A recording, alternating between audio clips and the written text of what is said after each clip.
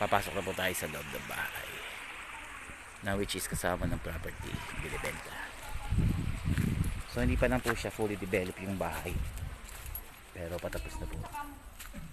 Yan. Ito yung mismong bayan ng dating ito, yung meron malaki siyang malakan, ay bibigay ito 10.5.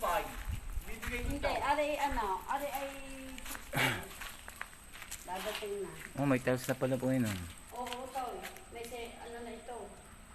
Ang pakaganda ito ng bahay. Ari ang second, ari ang swimming pool. Ayan, ang bahay. Pasukin mo. Bago ito hindi na nga ito nagtira na may kanya.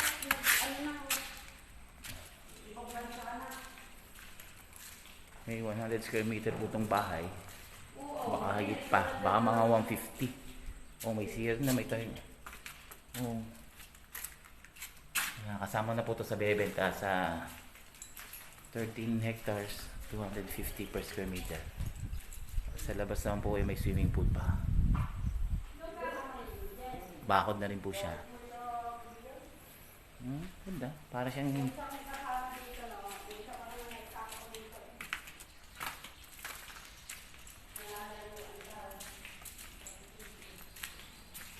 hindi lang siya up and down, pero malaki.